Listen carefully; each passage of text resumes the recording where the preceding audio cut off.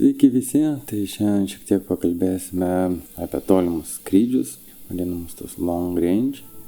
Kadangi mums reikės susikalbėti, paaiškinsiu savo supratimą, o jūs jau galvokite, kaip jūs norit. Man visada juokingai skamba pats tas abstraktus išsireiškimas long range, vieniems tai reiškia vieną, kitiems visiškai ką kitą. Prieš pradedant svarbu suprasti, kas mes patys esam šiame hobyje. Lenktynininkas, freestyleris, pradedantysis, užsimanęs išbandyti kažką naujo, kariškis turintis konkrečią tolimą misiją, ar inžinierius skaičiuojantis tik skaičius ir dažnius. Visi apie tolimus skrydžius mes kalbėsime skirtingai. Pradedantysis nuskridęs 1 kilometrą už parko medžių pasakys: eina savo, matėt kaip toli pavariau, net jei dronas atgal ir nebegrįž. Kariškis nuskridęs 70 km pasakys: misija įvykdyta pasirinktame sektorėje. Inžinierius pradės uždavinėti užknisiančius klausimus, koks reikalingas atstumas kilometrais, koks vėjo greitis, kokia baterijos talpa, vatai, milivatai, rotoriai ir taip toliau, ir be galo, ir be krašto. O dabar galvojate, kaip ir viskas aišku, viską supratau. Nors aš manau, kad dar nelabai. Pradžioje išsiaiškinkime apie objektą, kuriuo skrisime, ir patį pasakymą FPV. Savoką dronas visi supranta skirtingai. Vieniems tai 10 colių kvadas, kitiems 2 metrų sparnas. Kad neliktų painiavos, šiame mano mokymosi plane kalbėsime būtent apie kvadrakopterius pradžioje, kurio žmonės dėl kažkokių priežasčių dažniausiai vadina tiesiog FPV arba dronu. Nors iš tiesų tiek laivelis, tiek lėktuvėlis ar mašinėlė gali būti pirmo asmens dronas, vadinamas FPV dronas. Taip? Skraidimas, važiavimas ar plaukimas kvadrakopteriu, multirotoriumi, lėktuvėliu, sparnu, laiveliu ar mašinėlė skiriasi ne tik valdymu, bet ir pačiu energijos panaudojimu bei galimybės. Pavyzdžiui, kvadrakopteris, kad kabėtų ore ar judėtų į priekį, jis nuolat naudoja visų variklių jėgą, tai reikalauja milžiniškos baterijos resursų. Sparnas skrenda dėl paties sparno keliamosios jėgos, jis gali sklęsti, skristi pavėjui beveik nenaudodamas variklio ir įveikti kelis kartus didesnis atstumus su ta pačia baterija. Taip? Dabar tikiuosi jau pagavote kampą, sakydamas long range su kvadu. Aš tikrai nepretenduoju nuskristi 120 km. Jei su kvadu nuskrendi 10-20 km ir sėkmingai grįžti atgal, tai jau yra pats tikriausias long range. Būtent apie tai mes čia ir kalbame. Ar skrisiu? Kaip čia pasakius, oficialiai neskrysiu ir tokių video nebus, bet aš ugdysiu principus ir bandysiu įgyti visus reikalingus įgūdžius, kad galėčiau tai padaryti saugiai, jei dėl kažkokių priežasčių to iš tikrųjų man prireiktų. Orientuojuosi į save, o kas norės mokytis, galės mokytis iš mano klaidų. Taigi, mano manimu, tolimi skrydžiai, tiesą pasakęs, tai yra vienas rimčiausių užsiėmimų visoje dronų srityje. Žinoma, koks nors freestyleris man dabar pradės prieštarauti. Apie ką tu čia, freestylas eina savo, kaip reikia makaluotis, pažiūrėk, tu nieko nesupranti, nieko nemokė, reikia reakcijos, reikia neįsitrenkti ir taip toliau. Dar aišku prisijungs koks lenktynininkas su savo HD0 akiniais, ten pradės aiškinti, koks pasistresas, visi į tave žiūri, tu turi išmokti greitai atmintinai tą trasą ir būti greičiausias ir dar krūtas pasirodyti. Čia yra tikras stresas, o ką tu guli kaip blynelis keptuvėje ir tiesiog sklendi. Tiesą pasakius, suprantu aš ir freestylą, ir lenktynės, ta prasme. Taip, tai yra smagu.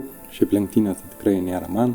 Monotonija man ir tas pastovus, pavadinkim, skraidimas toj trasai netikė tiesiog tiek daug malonumo. Faktas, suprantu, kartais praskris tikrai labai yra smagu.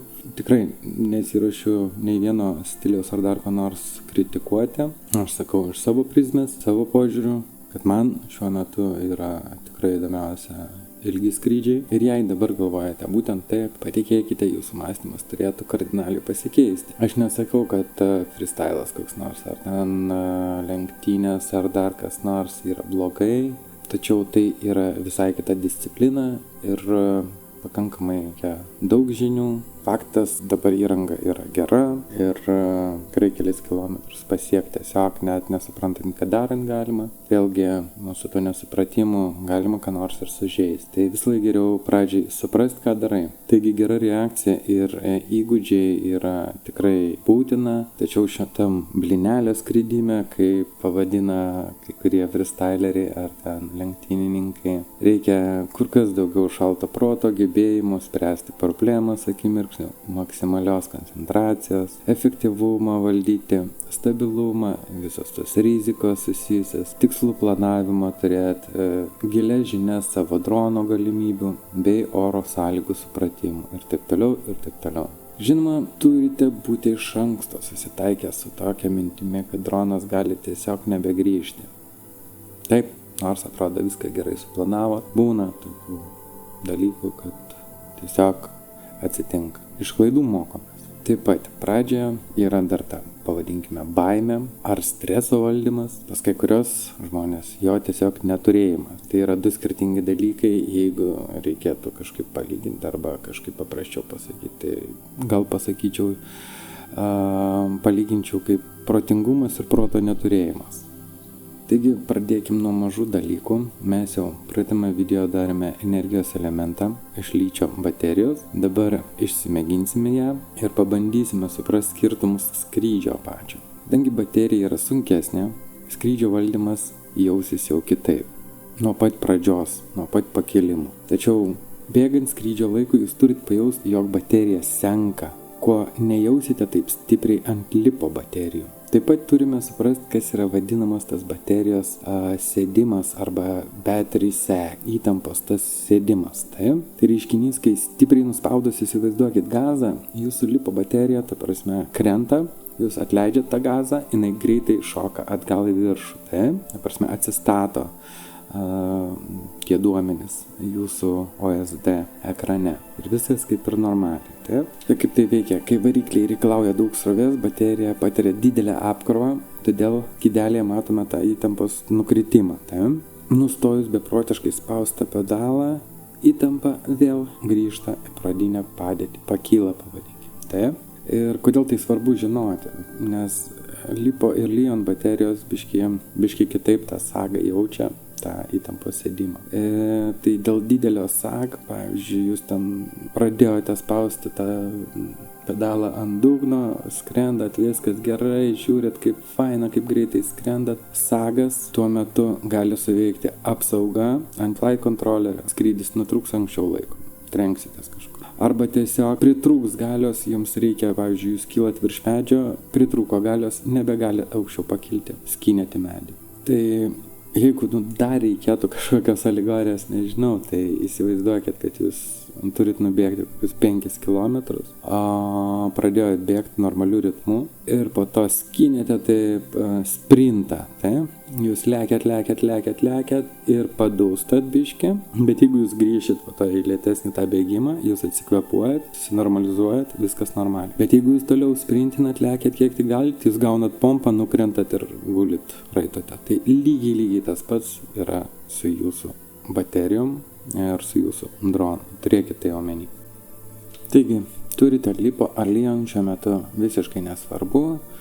Aš pasidariau savo lion. Skraidykite su tuo, ką turite. Mūsų pradiniam long range, pavadinkim bandymams, tikrai užteks bet kurios baterijos. Tik iš pradžio pasidarykit minimalius testus, kad žinotume tikslų savo skrydžio laiką. Aš tikrai nepropaguoju pirkti vien dėl pirkimo, jei pas mane vienokia įranga, o pas jūs kitokia, viskas yra super, viskas yra gerai. Mano tikslas padėti jums suprasti, ką jūs turite ir ką iš to galite išspausti. Jei turite bet kokį net mini meteor ar panašų kažkokį tai mažiuką droniuką, super, skrendam. Jei jūsų įranga yra tvarkinga ir prižiūrėta, jis susitvarkys. Kai žinote, ką jūsų technika geba, jūs jau žinote daug. Iš pradžių OSD ekrane užtenka matyti bendrą baterijos įtampą per celę ir skrydžio laiką. Šiame etape svarbiausia laikas ir jūsų pojūčiai.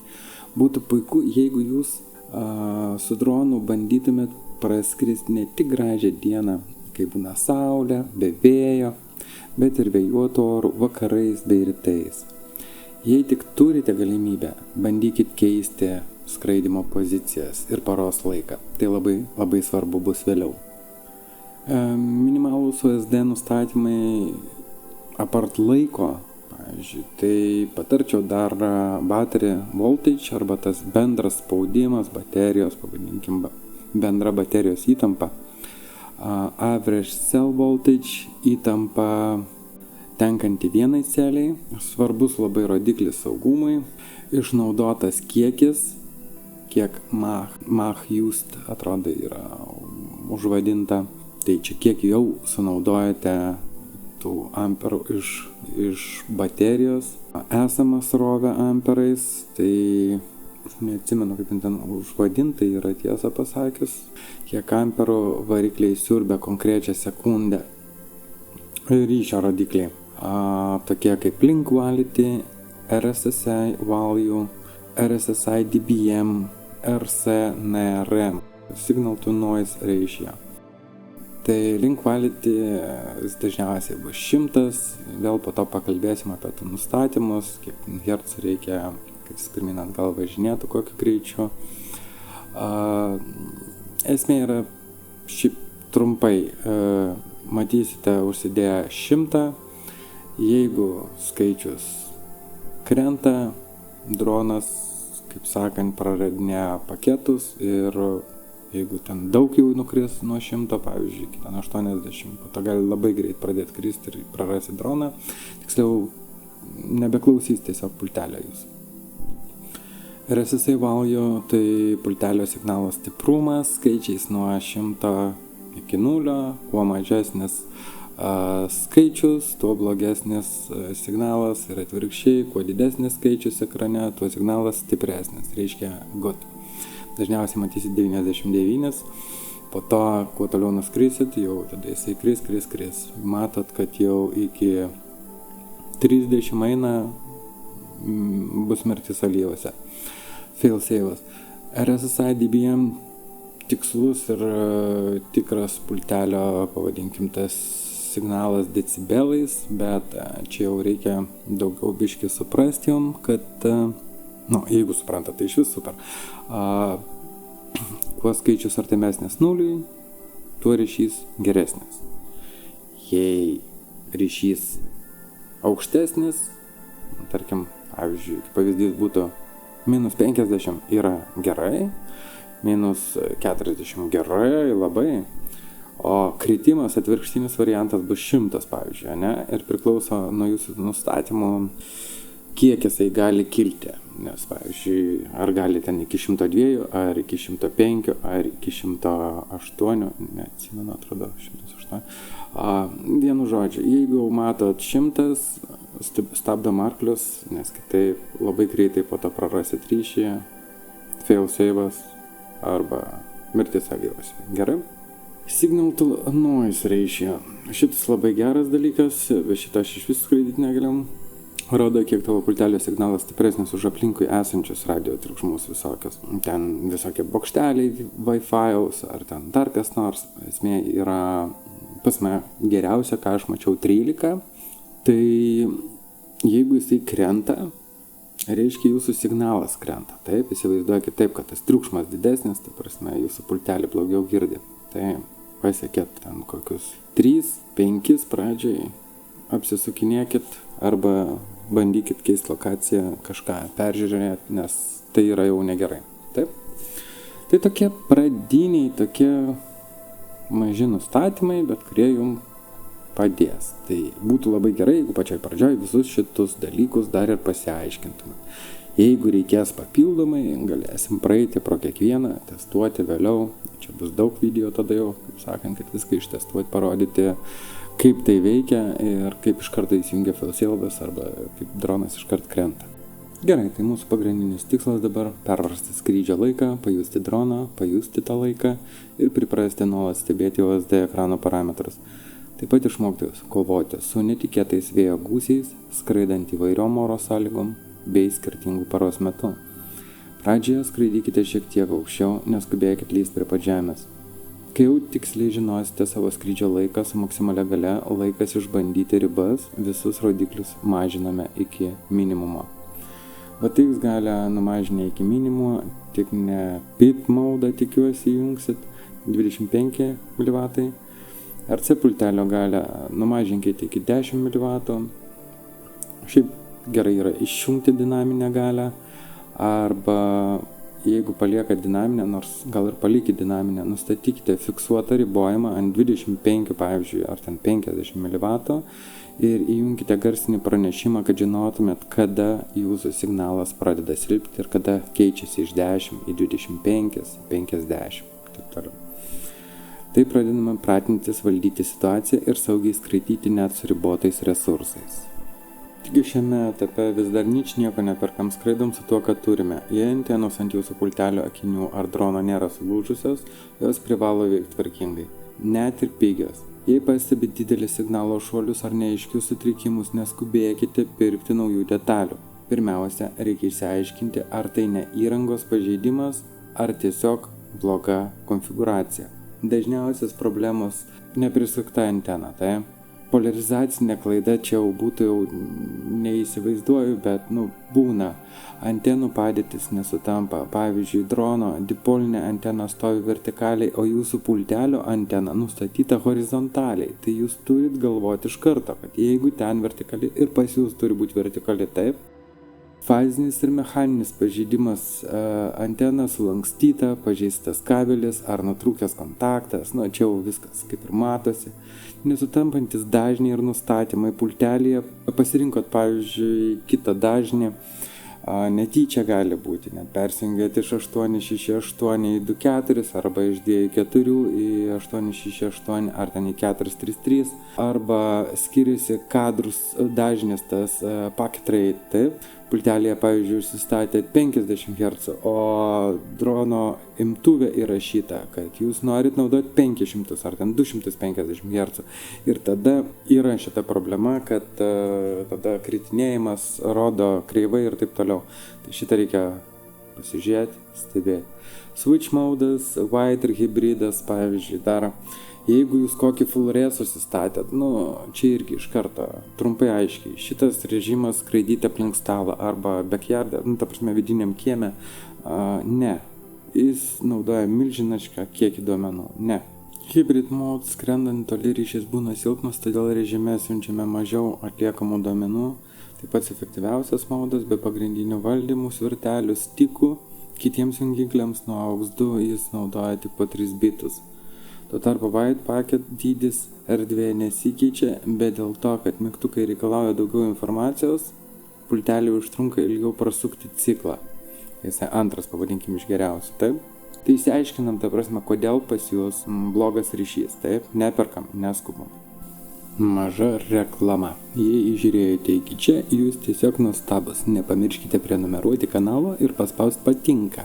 Kaip žinote, algoritmai taip jau veikia, kuo daugiau žiūrite ir spaudžiate, tuo lengviau šį turinį atras kiti, kuriems ši informacija gali praversti.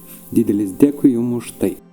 Taigi, gerai priėjom pirmosios pamokos galą, taigi tikiu, kad jau nekantriai laukiate kilti į orą, bet prieš lekiant į laukus, kai jau žinote savo energijos šaltinio galimybės ir norite pabandyti nuskristi šiek tiek toliau, įsidėmėkite svarbiausius dalykus.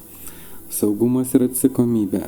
Rūpinkite savo ir kitų saugumu, bei prisimkite atsakomybę už savo veiksmus. Užsirašykit savo telefono numerį ant drono, tai ne tik padės atgauti jį pametus, bet ir apsaugos nuo idiotizmų bei noro vaidinti erelį. Senolių išmintis, vėjo taisyklė, tegul šviežia tau saulė į nugarą, o vėjas pučia į veidą. Išskrisdami tolin visada skriskite, bent jau bandykite skristi prieš vėją. Kodėl? Kad grįžtant atgal, kai baterija jau seks, ir prasidės įtampos sėdimas, tas vadinamas sak, apie kurį kalbėjom, vėjas pūstų į nugarą ir padėtų dronui lengviau parskristi namo. Skrendant tolyn pavėjui, grįžti prieš vėją, baterijos gali paprasčiausiai neužtekti. Tiesioginis matomumas, tas vadinamas line of sight. Radio bangos neina kiaurai žemę, neina kiaurai storo betono ar miško. Atvirame lauke galite lengvai nuskristi kilometrą, bet jei palysite už kalniuko, storo pastato ar tankios medžių juostos vos už 100 metrų nuo savęs, ryšys gali dingti akimirksniu. Kas yra failsafe? Jeigu nežinote, būtinai pažiūrėkit mano vaizdo įrašą apie GPS pajungimą, jei jo dar nematėt, turite žinoti, ką darys jūsų dronas praradęs ryšį. Taip pat neseniai atradau kanalą Grifos FPV, būtinai užsukite, jis taip pat kalba apie tolimus skrydžius, apie radio bangą. Pradžioje visa informacija yra naudinga, nes ne visi mokame viską paaiškinti vienodai prieinamai. Aš pats dažnai šokinėju nuo temos prie temos ir galvoju, kad visi viską žino, dėl tikrai rekomenduoju užsukti pas jį ir paklausyti. Nuorodą įkelsiu į aprašymą. Pradedam pratintis ir iki susitikimo ore. Iki.